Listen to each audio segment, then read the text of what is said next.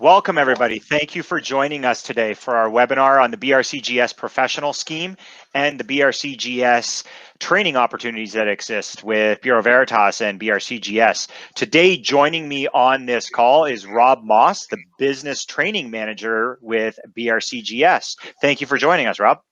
Thanks for having me, Chris. It's good to be here. Absolutely. Great to have you here and looking forward to the insight that you can provide everybody on the benefits of the BRCGS professional scheme. Before we get to that, just a quick discussion on Bureau Veritas themselves. We are a testing, inspection, and certification company on that end. Our mission is to shape a world of trust by reducing clients' risks, improving their performance, and helping them innovate to meet the challenges of quality, health and safety, environmental protection, and social responsibility. Part of this is obviously focusing on food safety and quality moving forward, and that is what we will be talking about today as we discuss the training opportunities with BRCGS and the BRCGS professional scheme. My name, as I said, is Chris Middleton. I am the North American Food Program Manager here, and I help oversee our team for certification and training in North America. With that being said, I'll be here to kind of provide my insights and feedback on the benefits of this scheme and the training opportunities that exist with BRCGS. But I'll kind of fade into the mist here and hand it off over to Rob so he can provide some more information on the BRCGS professional scheme and the training programs that are in place. Brilliant. Thanks so much, Chris. Yeah, before I go into the detail on BRCGS professional itself, I think it's good to probably take a bit of a step back and talk about some of the high-level trends and drivers as to why BRCGS and the professional scheme actually exists. So with the audience we probably got on the call today, I think you'll all probably be very familiar with some of the trends. Chris, if you pop them to the next slide, please, that'd be great. Thank you. Yeah, so I think we'll all be all too aware of some of the trends that are really driving the needs for standards and certification and professionalism at the moment. So obviously brand owners are becoming increasingly focused on product integrity. Now, this goes beyond what we've considered traditionally seen as kind of product quality to bring in a wider range of factors, and factors such as sustainability, ethical considerations, and nutrition. It's really being driven by rising consumer consciousness. We also all know that supply networks are becoming increasingly complex, and brand owners are really focused on trust driven by transparency. So with that, we have developed the BRCGS professional scheme to drive professionalism within food safety and quality, and to really provide high-level individuals that can safely manage products and manage hazards and risks within industry. Absolutely. I would agree on that, Rob. And before we kind of move on, I just want to add to that is one of the shifts that I think we're seeing within the industry, and as everybody out there that's currently involved within the GFSI standards like BRCGS, is a push towards a culture being within there. More so a group effort, the entire organization, the entity showing that there's a commitment to food safety and quality moving forward, instead of it just being the QA manager who's barking at everybody. And this scheme and the training opportunities that exist help push that forward within your organization. And I think it's really important that everybody consider this, not just for one individual within your group or your organization, but potentially across all boards and all stakeholders within your own organization to help drive that culture and help out the understanding to move it forward and the benefits that these trainings and this scheme can have in other aspects of the actual management system or other areas within the organization on that end. Absolutely, I couldn't agree more, and we'll certainly come back to that later in the presentation as well as to why this is applicable at the organizational level. But fundamentally, the professional scheme is existing to drive career development opportunities for individuals, but also drive cultures of learning and cultures of food and product safety.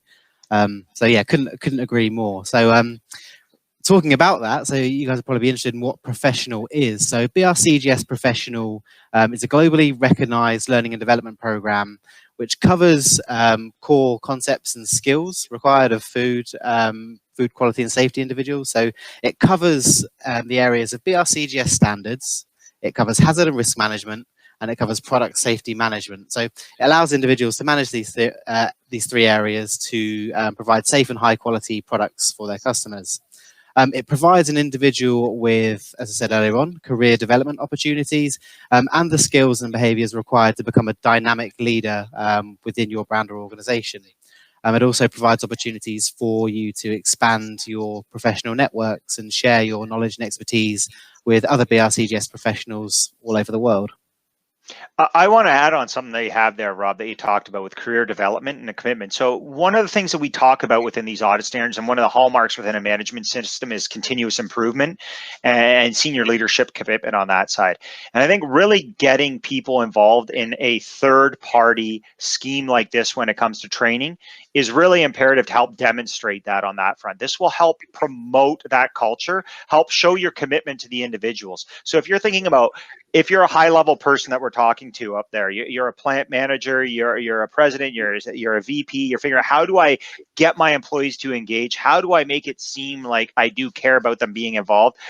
It speaks volumes when you are involving them in external training, when you're involving them in recognized training and providing them with the tools that they could use further in their career down the road, and not just something that's an internal training that's 10 to 20 minutes and you're ticking off a box to keep somebody happy internally, or somebody that's an auditor like myself coming out to look at a document. This will help move that forward and change that mindset and get more buy-in. And we talk about culture on that past side or past slide. That really is going to help it out on that front. So I just wanted to kind of stress that out a bit more on that front, Rob.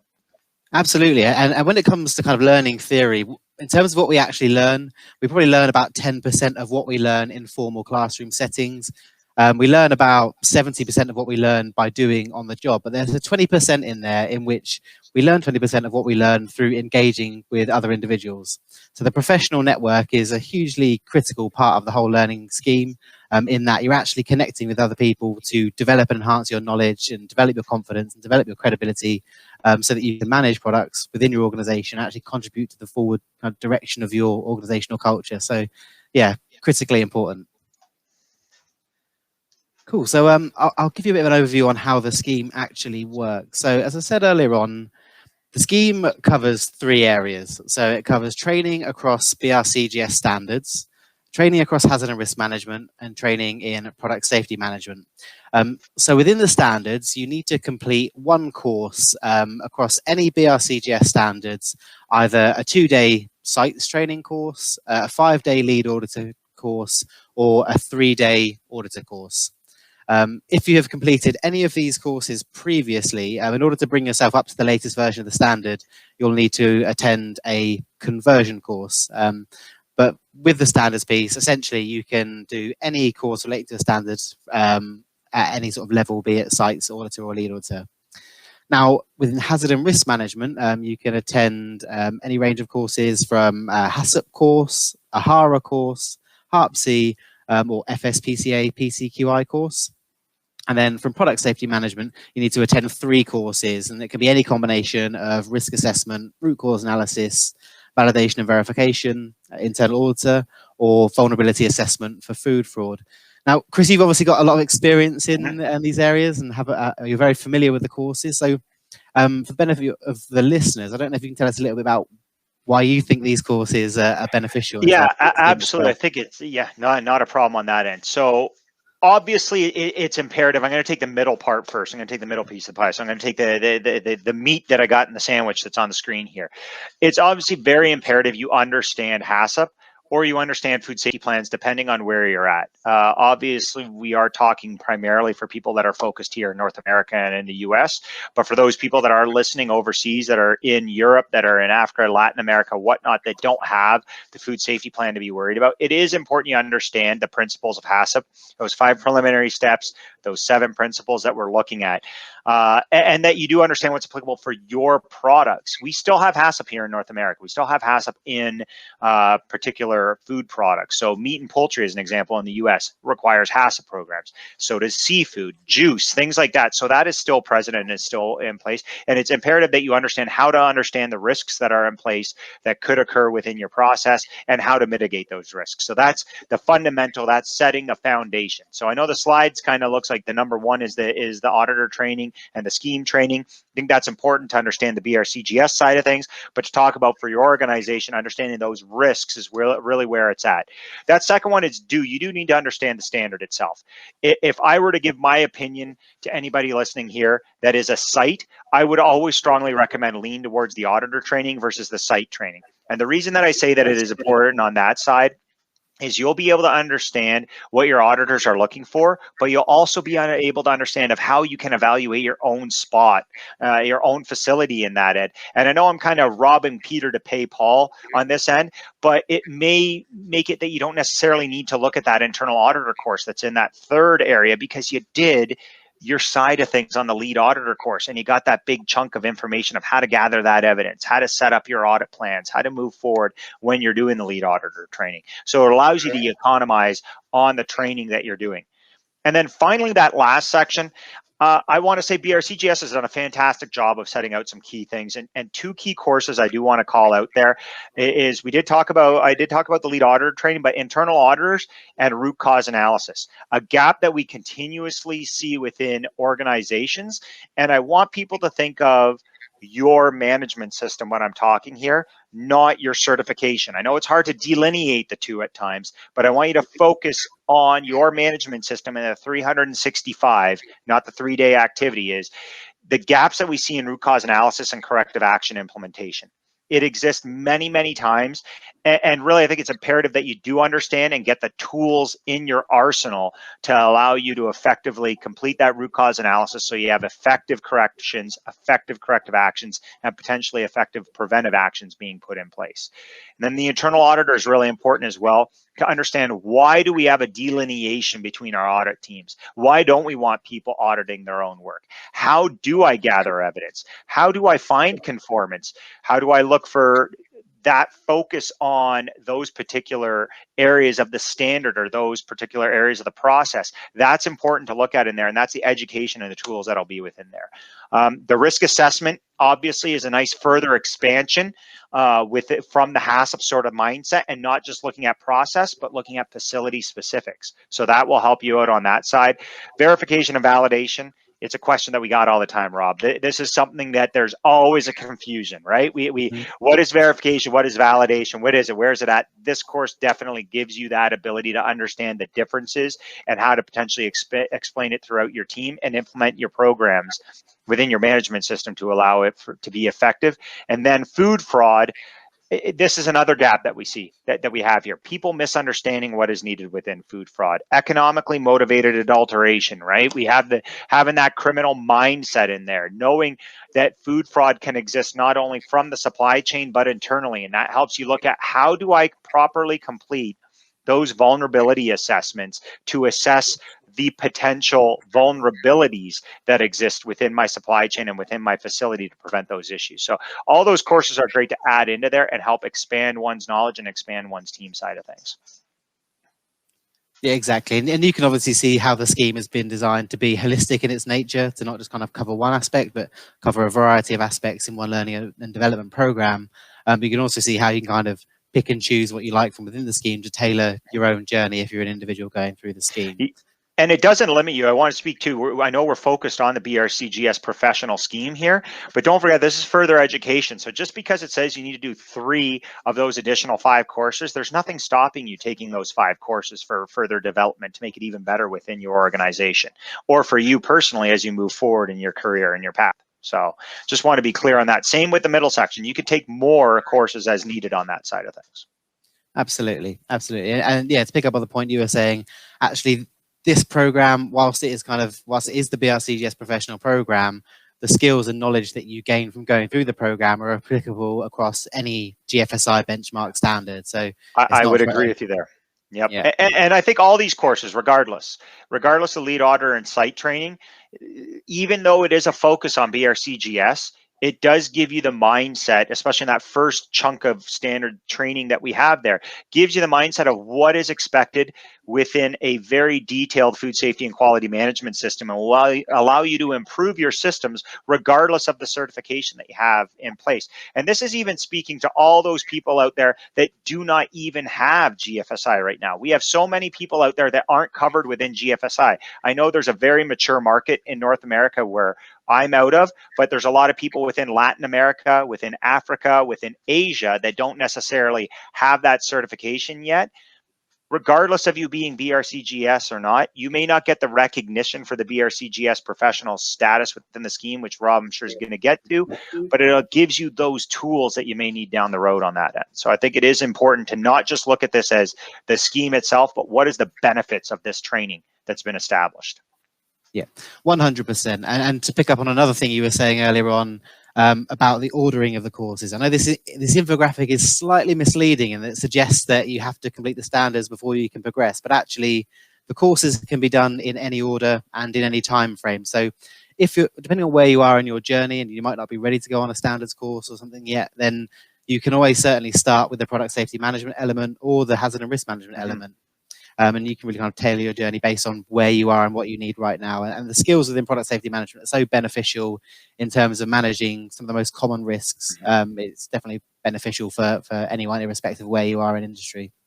Yeah, and I'd kind of chime into that to say, if we're looking at people that are in food, for specifically for food manufacturing, I wouldn't probably recommend that you go through Food 8 training right now. You may want to get your other trainings put in place, because we know Food 9 is coming up soon. It's coming within a year, so we know that there's going to be a lot of courses that'll be put out for site training, for conversion training, for lead auditor training, for auditor training that's going to need to be done. So I would recommend potentially even looking at holding off and going to that instead of having to go through and then get that conversion training on top. You know, we're not saying that you have to do 50 million courses all the time, but as Rob pointed out, make sure that it makes sense for you, because I know that it isn't just, we want to use our money as wisely as possible on things.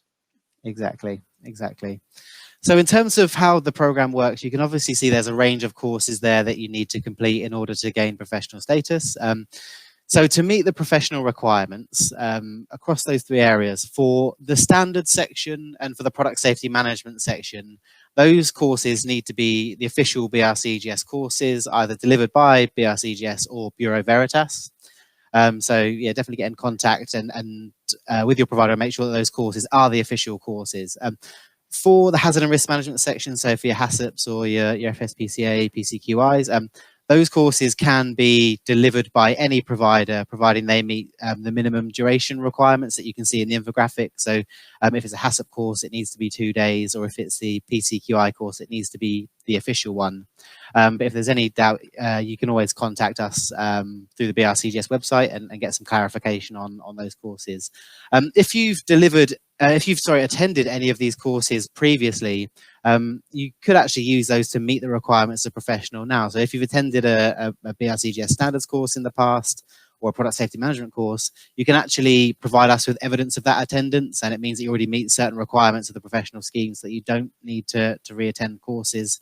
And the same with a HACCP course. So if you've done a HACCP or a PCQI, one of the equivalents in the past, you can provide evidence of that, so you already meet that requirement for the scheme. So you may actually find, looking at some of these requirements, that you're kind of already started on your journey, and there's not actually a whole lot more you have to do, particularly for those individuals who are working in BRCGS sites. And if you've perhaps even done a lead auditor training in the past, in doing lead auditor, having a HACCP qualification is a prerequisite for that. So you might actually find that you only need a few days of product safety management training in order to get yourself to full professional status.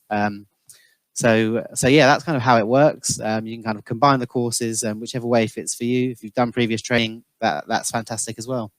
Yeah, to add on to that, we currently have at least 5, if not more. I think we probably got about 6 or so ATPs right now. Actually, one of the people that is within our group that trains with us was the 2020 ATP of the year. So she is on our group on that end. But we are able to help you out in your journey. So we have a good group of actual ATPs that could potentially even look at coming on site to assist you with that BRCGS specific training. On the hazard and risk management side of things, when it comes to HACCP and PCQI training, so the preventive controls for human food and animal food, we have trainers that provide that as well. We have an international HACCP Alliance accredited HACCP course that meets within there. That's a 2-day course that we do on that side that'll satisfy that middle column. So you can always look at having a suite of training within a week. Now, depending on the course, there is some post-training activity that needs to be done. So it's not necessarily that the actual entire event will be done at the time of training. So there are some assignments that need to be completed within there. But other than that, we can definitely tailor make a journey for your stakeholders at your site, so you have more than just one person becoming a BRCGS professional.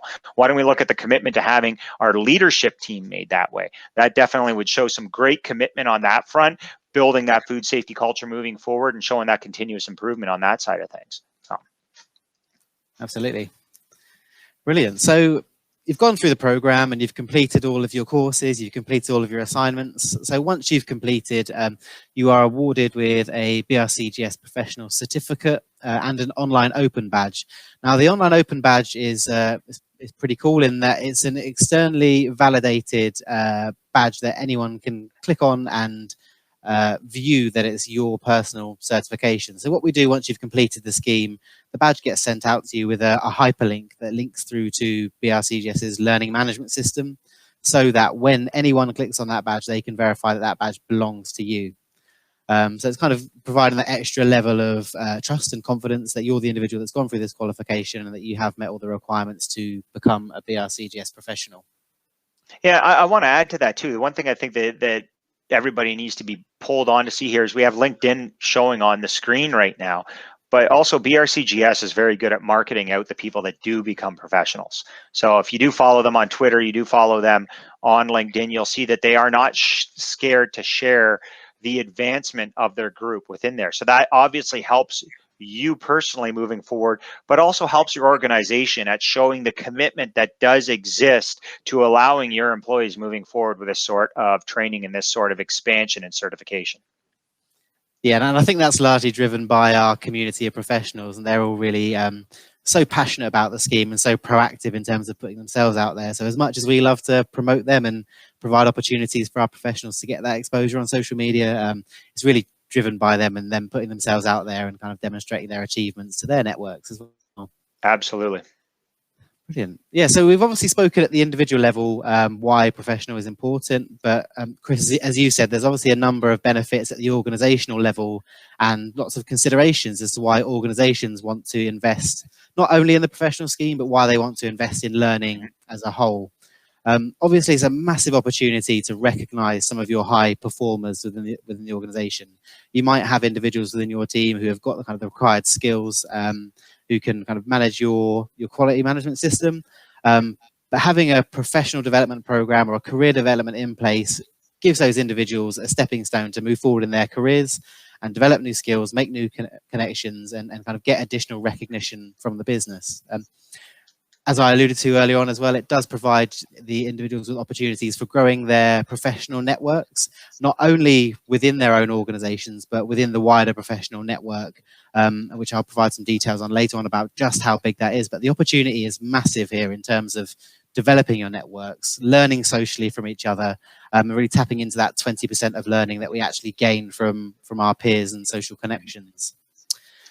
We've obviously spoken a bit about culture as well and how learning and development is so interlinked with culture, with food safety culture, product safety culture, and having highly engaged, highly motivated individuals that have the right skill sets and can see where they're going in their careers goes a long way to developing culture within organizations. And it's one of the key metrics at the moment that we're actually tracking with organizations that are implementing professional is how BRCGS professional is contributing to the forward advancement of those organizational cultures. There's a number of metrics that are widely available in the public domain as well about how learning development significantly impacts employee retention and employee engagement. Obviously a massive challenge, not only within our industry, but within all industries. Employee engagement and retention is something that we're always striving to improve. And yeah, the stats are out there about how investing in learning and development improves that. But above all of these high topics, fundamentally, professional does improve the skill set of your team.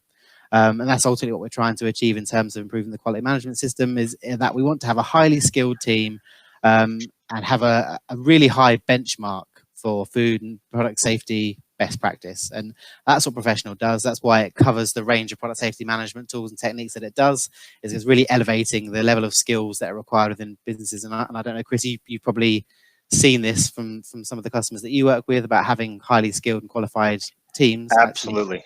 Absolutely. I want to kind of add a couple things to your points here. And the first one that I want to kind of add is it's a bit ironic, I guess, that offering somebody training from a known service provider that's outside that could be used for them professionally down the road at other organizations potentially keeps that person in-house longer than trying to keep them with their own training.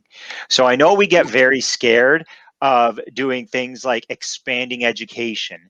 You know, there's a number of employers out there that sometimes cover degrees if they move into that area. But imagine expanding into that BRCGS professional, the commitment that they have. They see that those employees, those team members now look at you as investing in them as a person. And that means a lot. That drives that culture on that front. So we talk about a culture on that end, but imagine a culture of buy-in on that front that it is. It's not just the bare minimums.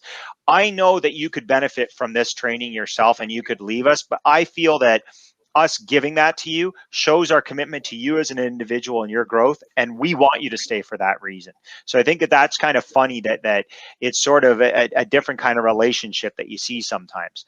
Another thing that I want to look at is many of us have systems in place where we talk about objectives for every year, personal and company objectives. And I want to talk about the former rather than the latter first. But we talk sometimes, where do you see yourself in 5 years? Where do you see yourself in 10 years? Where can you get there? And we talk about that, but we don't talk about a path of how we're going to get people there. This is a potential path for those people.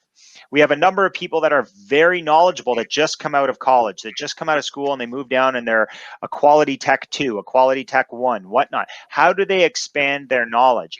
This is the way that they can start to move in that direction. Rob made a great point that not all of this training has to be done at once. This could be parsed over time. So maybe they have personal objectives that one of those 3 courses has to be completed every year. So within a 5-year plan, it is to obtain BRCGS professional status. That's something that we can look at on that end.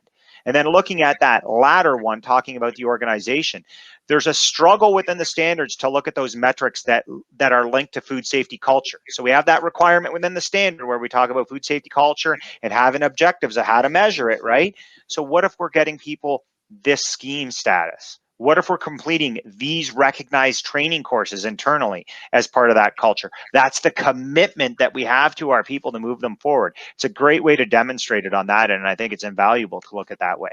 And really makes, when I put my auditor hat going in, Rob, that shows me a commitment from senior leadership that they do want to do the right thing because they see the cost benefit and see that it is much worth, there's so much worth doing it down the road for the small investment that is at the time of.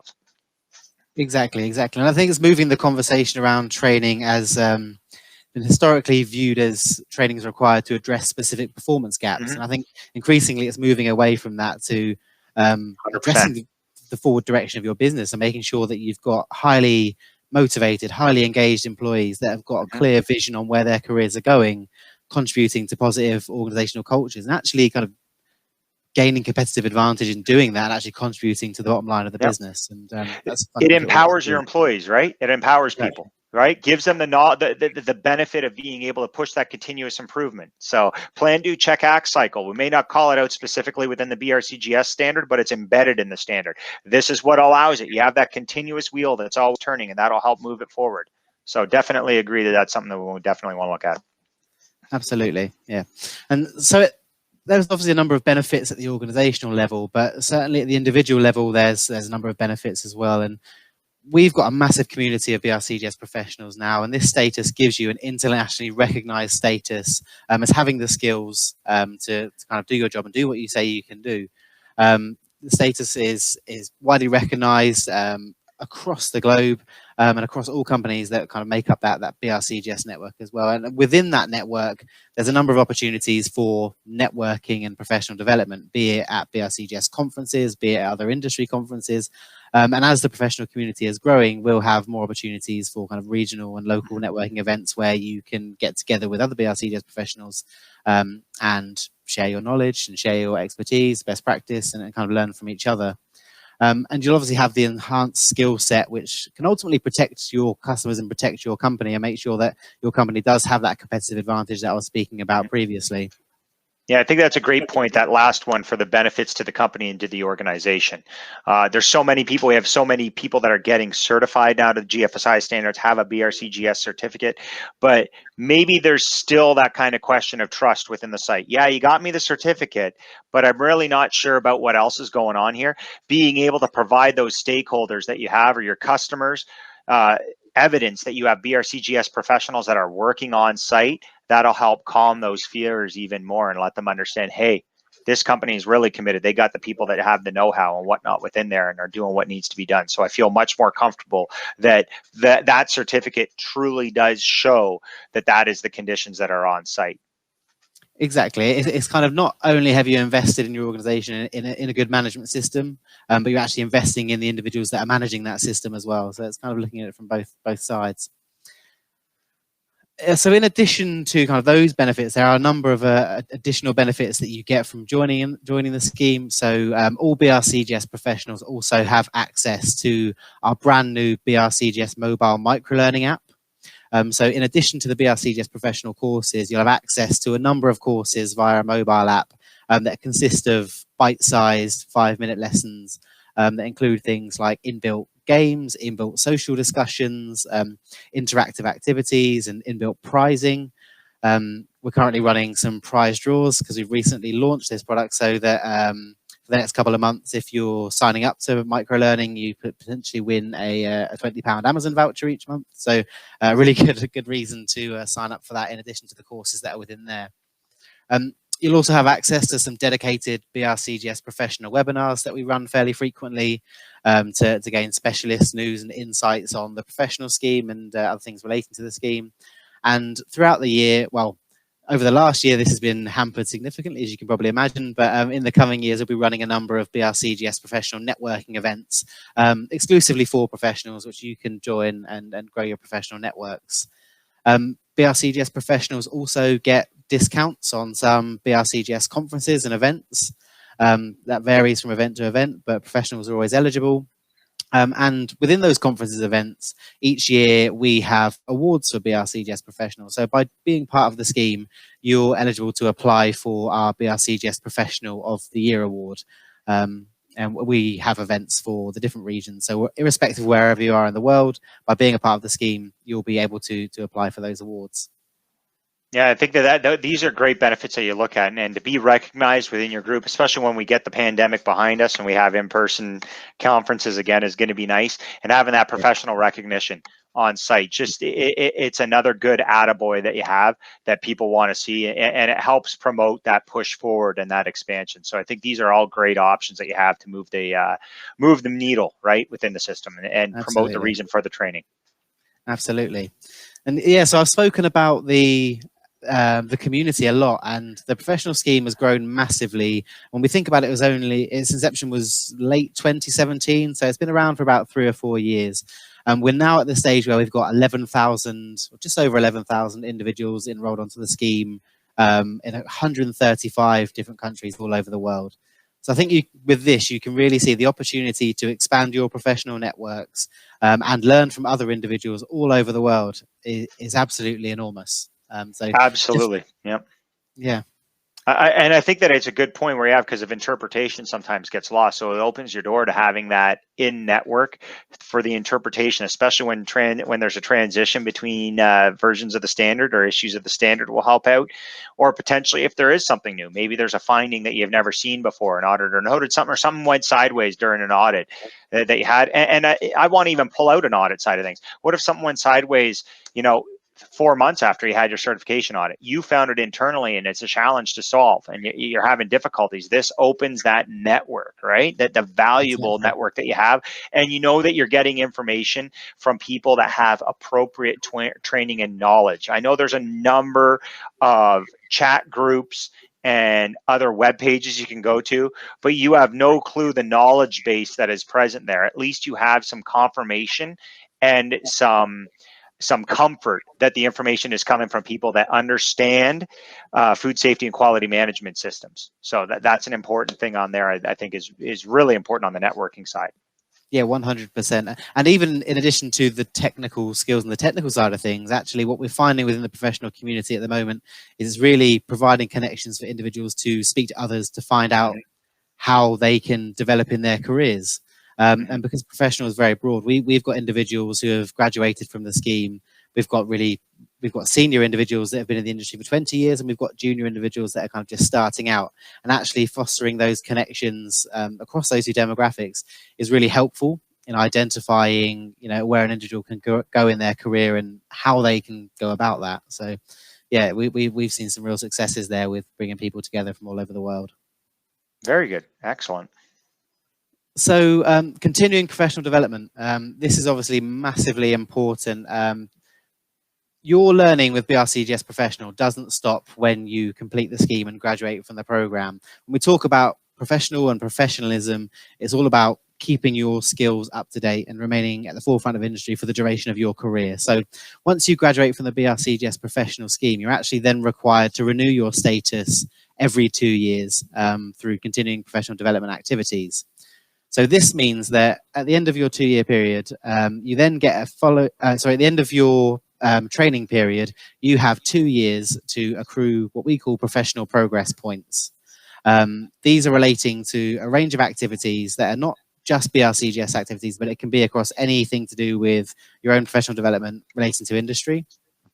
So you have to accrue 20 points, which I'll explain a bit in a minute, and you also have to remain up to date with your standard. And I think, Chris, is what you were saying earlier on about the release of the new Food 9 standard, and we're coming out shortly, in that when an individual has completed the course for the Food 9 standard, realistically, you're not going to then have to get up to date for another 3 and a bit years until the next iteration. Usually hoping 3 years. Yep, that's when we like to do it, right? Exactly.